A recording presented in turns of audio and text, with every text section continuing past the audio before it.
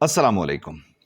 G20 के दो बड़े ममालिक आमने सामने हुए हैं, बल्कि आप कह लीजिए कि दुनिया की दो बड़ी ताकतें आमने सामने हो गई हैं। और जैसे हमारी एक सियासतदान का मशहूर जुमला है कि लड़ाई हो गई, वो लड़ाई हो गई है। उस तरह से लड़ाई का आगाज़ हुआ जिस तरह से किसी ने सोचा भी नहीं था। यानी कि जस्टिन ट्रूडो ने पार्लियामेंट में खड़े होकर, फ्लोर ऑफ द हाउस पे खड़े होकर इंडिया पर यह इल्ज़ाम लगाया कि हरदीप सिंह नज्जार का जो कत्ल है उसमें भारत मुलव्विस हो सकता है। अच्छा, कनाडा इससे पहले भी मुतअद्दिद बार जो है वो ये बात कर चुका है, जो भारत में इंसानी हुकूक की संगीन खिलाफ वर्जियाँ होती हैं 2019 या 20 में गालिबन, जब भारतीय किसान जो हैं वो एहतजाज कर रहे थे। और उस वक्त भी जो कनाडा है उसने अपनी हिमायत उनके पलड़े में डाली थी।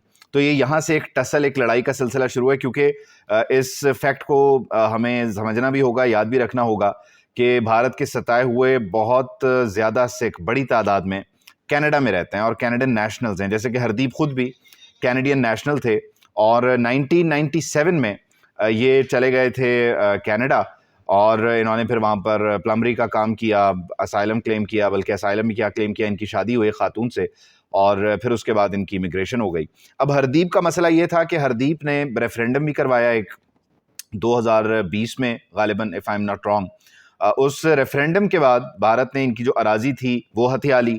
उसके बाद इन्हें दहशतगर्द भी करार दिया। फिर हाल ही में इन्होंने एक एहतजाज की सूरत में भारत का जो तिरंगा है वो उतार कर वहाँ पर खालिस्तान की तहरीक का जो झंडा है वो लहरा दिया था। तो वहाँ से फिर लड़ाई बाकायदा बाज़ाब्ता शुरू हो गई और हरदीप के सर की जो कीमत है वो रॉ ने 10 लाख भारतीय रुपए मुकर्रर कर दी थी। अब जब 10 लाख रुपए भारतीय जो रॉ है, इंटेलिजेंस एजेंसी है, उसने मुकर्रर कर दी, तो हरदीप जब मरता है तो फिर ये समझना जो है वो हमारे लिए मुश्किल नहीं है कि हरदीप को मारा किसने है। अच्छा, ये पहली बार नहीं है कि इस तरह हुआ, और इससे पहले भी मुतादिद सिख रहनुमा जो थ्रेड बनते रहे हैं, इंडिया ने उन्हें मोल्ड किया है या मार दिया है। इसी तरह आपको सिद्धू मूसेवाला भी याद होगा। सिद्धू मूसेवाला के कत्ल का इल्ज़ाम भी जो है वो बीजेपी सरकार पर लगता रहा है, क्योंकि वो कांग्रेस की एक वोकल आवाज़ थी पंजाब में। तो अब मसला ये हुआ है कि भारत ये पहली बार तो कर नहीं रहा। भारत हमारे साथ कश्मीर में जो कुछ कर रहा है, कश्मीरी मुसलमानों के साथ जो कुछ कर रहा है, वो दुनिया के सामने है। हम मुतअद्दिद बार इस पर आवाज़ उठाते रहे हैं और हमारा मुसलसल 75 साल से हमारा रोना यही है, हमारा गम यही है।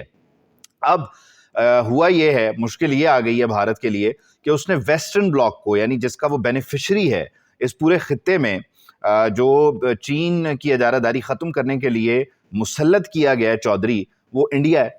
अब उस इंडिया ने वेस्टर्न ब्लॉक से पंगा ले लिया है और कैनेडियन वज़ीर आज़म के अल्फाज के हमारी खुद मुख्तारी पर हमला है, ये बड़े संगीन है। यानी आइंदा आने वाले दिनों में जो उनकी ट्रेड है, कल मैं ये डाटा चेक कर रहा था कि 4 अरब डॉलर की तकरीबन इंडिया तिजारत करता है, अपने यहाँ से सामान भेजता है, और तकरीबन 4.11 अरब का कनाडा की तरफ से सामान आता है। तो ये एक अच्छा एक्सपोर्ट का आप कह लीजिए हजम था, बड़ा नंबर है। ये भी मुतासर होगा क्योंकि पिछले दिनों जो एक मीटिंग भी होनी थी इनकी ऑन ट्रेड, वो भी पॉज कर दी गई, रोक दी गई, वो मीटिंग भी एग्जीक्यूट नहीं हुई।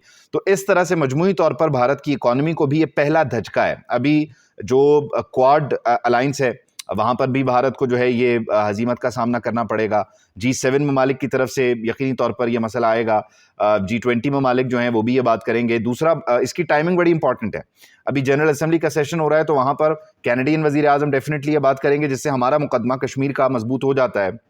लेकिन अब आप ये देखिए कि कनाडा चीखे मार रहा है, वो कनाडा जो नेटो अलायंस का हिस्सा है, और वो नेटो अलायंस जो किसी भी मुल्क में घुसकर कब्जा करने में, वहाँ लोगों को कत्ल करने में, और उनके आप कह लीजिए कि तेल हो, ज़खायर, तेल के ज़खायर पर कब्जा करना हो, उनके मिनरल्स पर कब्जा करना हो, इसके लिए मशहूर है, जाना जाता है। आप देखिए कि जॉर्ज बुश के बाद में मुंह से किस तरह से निकलता है कि इराक की इन्वेजन गलत थी।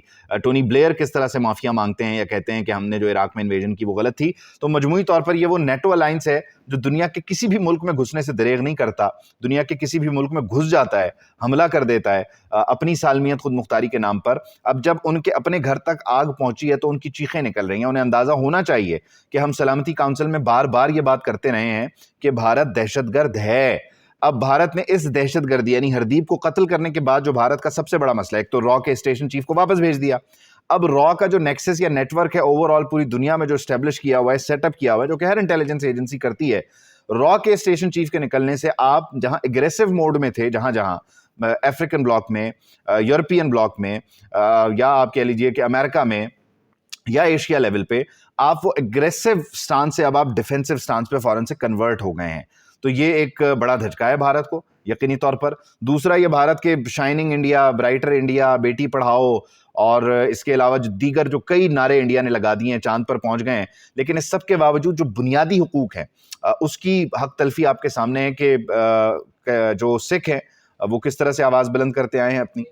اس کے علاوہ جو دیگر مسائل ہیں اس میں ایک بنیادی مسئلہ یہ رہا ہے کہ کس طرح سے جو آپ کا منی پور میں کرسچن کمیونٹی کے ساتھ ہوا، دنیا نے وہاں پر بھی ایک چیخو پکار کی، لیکن اب جب ویسٹرن بلاک میں جا کے بھارت نے یہ کر دیا ہے تو بھارت کو اس کا آئندہ آنے والے دنوں میں بڑا نقصان اٹھانا پڑے گا. اب یہ ہمارے لیے بھی بڑا رائٹ ٹائم ہے کہ ہم اس سچویشن کو کشمیری مسلمانوں کے حق میں بھی کنورٹ کریں اور ان کی آواز کو مزید توانا انداز میں پیش کریں.